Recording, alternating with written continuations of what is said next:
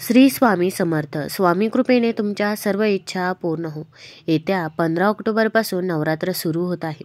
सर्व पितृ अमावस्या झाल्यावरती दुसऱ्या दिवसापासून नवरात्र सुरू होत आहे. तर नवरात्र सुरू होण्याअगोदर आपल्या घरातील काही गोष्टी आहेत की ज्या आपण बाहेर काढल्या पाहिजे.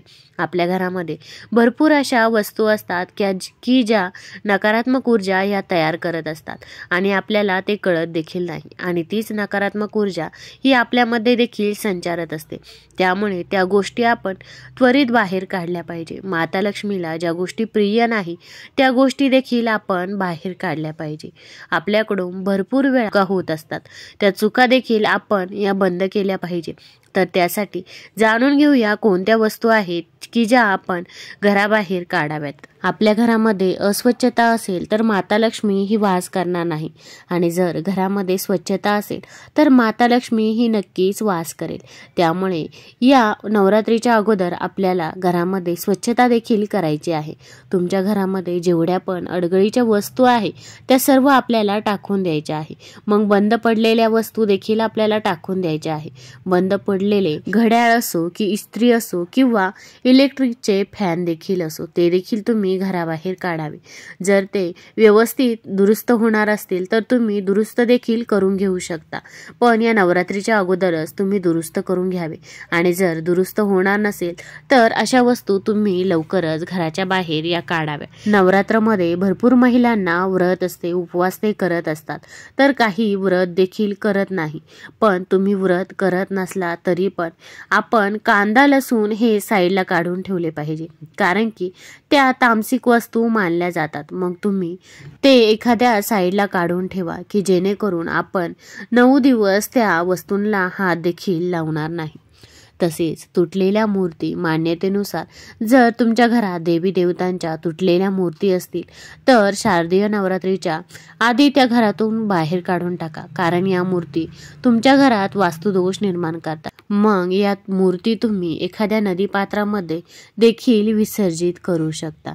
तसेच आपल्या घरामध्ये भरपूर अशा वस्तू असतात की ज्या वास्तुदोष देखील निर्माण करतात. तर भरपूर वेळा आपण दरवाजाला तोरण करत असतो, फुलांचे तोरण करतो किंवा आंब्याच्या पानांचे तोरण करतो. अमावस्या असली की पौर्णिमा असली तेव्हा आपण आंब्याच्या पानांचे किंवा फुलांचे तोरण हे बनवत असतो व दरवाजाला बांधत असतो. तर तुम्ही ते लगेच काढून टाकावे, म्हणजे पौर्णिमा झाल्यानंतर दुसऱ्या दिवशी ते तोरण लगेच काढावे. जर तुम्ही असे तोरण जर घराला ठेवले तर असे म्हणतात की जे तोरण जसे सुकत जाते, फुलं जसे सुकत जातात तसे माणूस देखील सुकत जातो, आजारी पडत जातो. त्यामुळे तुम्ही या गोष्टीकडे लक्ष द्या. कधी पण घराला आपण फुलांचे तोरण लावले तर ते दुसऱ्या दिवशी लगेच काढून टाकायचे. कोणतं पण शुभ कार्य असतो तेव्हा पण तोरण लावले की ते आपण लगेच दुसऱ्या दिवशी काढून टाकायचे. या गोष्टीची तुम्ही काळजी घ्या. किंवा आपण गाड्यांना देखील फुलांच्या माळा बांधत असतो, त्यांच्या बाबतीत पण तुम्ही असेच करायचे. ते एखाद्या दिवशी बांधल्या तर दुसऱ्या दिवशी लगेच ते काढून देखील टाकायच्या. तसेच आपल्या घरामध्ये जे फाटलेले कपडे असतात ते देखील तुम्ही काढून टाका. जे आपल्याला कपडे वापरायचे नाही ते देखील तुम्ही नवरात्राच्या अगोदर साईडला काढून ठेवा किंवा एखाद्या गोरगरिबांना देखील देऊ शकतात. पण असे कपडे देखील तुम्ही घरामध्ये ठेवू नका. मळलेले कपडे देखील घरामध्ये ठेवू नये. आपण आपल्या घरात वास्तूत अनेक गोष्टी ठेवत असतो, परंतु ह्या वस्तू असतात त्यात सकारात्मकता तर काहीच नकारात्मकता ऊर्जा संचारलेली असते. तुम्ही किती जरी प्रयत्न केले तरी ह्या वस्तूंमुळे जी काही नकारात्मक ऊर्जा जी काही पडत असते त्या नकारात्मक ऊर्जेच्या प्रभावामुळे घरातील धनधान्य समृद्धीत वृद्धी होत नाही. तुमच्या घरात पैसा टिकत नाही. आपल्या किचनमध्ये असणारे कप बशी, तुमच्या कपाचा दांडा तुटलेला असेल तर ते देखील लगेच साईडला काढून ठेवावे, कारण की काही ठिकाणी असे होते की कपाचा दांडा तुटला तरी तो कप आपण चहा पिण्यासाठी वापरला जातो. तर अशी वस्तू देखील नकारात्मक ऊर्जा ही संचारत असते. काचेच्या सजावटीच्या वस्तू असतात, आरसे असतात, दरवाजांना देखील काच लावतात, तर कपाटाला आपण देखील काच लावतो. तर ह्या काचा जर तुमच्या तुटलेल्या असतील तर त्या काचा देखील आपण बदलाव्या. काचेची वस्तू वस्तू एक विशिष्ट प्रकारची ऊर्जा प्रवृत्त करत असते, म्हणजे जी काही ऊर्जा आपल्याला घरात येते तिला द्विगुणित करण्याचे काम या वस्तू करत असतात. त्यामुळे काचेच्या वस्तू जर तुटलेल्या फुटलेल्या असतील तर त्या लगेच साईडला काढून टाका, कारण की यामुळे आपल्या घरामध्ये खूप मोठ्या प्रमाणामध्ये नकारात्मक ऊर्जा ही संचारत असते. तसेच आपण ज्या घरामध्ये अशा वस्तू असतात त्याला घरपण देखील राहत नाही असे देखील म्हणतात. वास्तुशास्त्राच्या नियमानुसार तुम्ही जर का राहत्या घरी बेडरूम किंवा घराच्या प्रवेशद्वाराजवळ काटेरी वनस्पती लावली तर तुमच्या वैवाहिक सुखात बाधा येते. तसेच ते झाड आर्थिक समस्या निर्माण करू शकतात. नवरात्री आधी त्यामुळे तुम्ही अशा झाडांना शेतात किंवा घराबाहेर देखील लावू शकतात.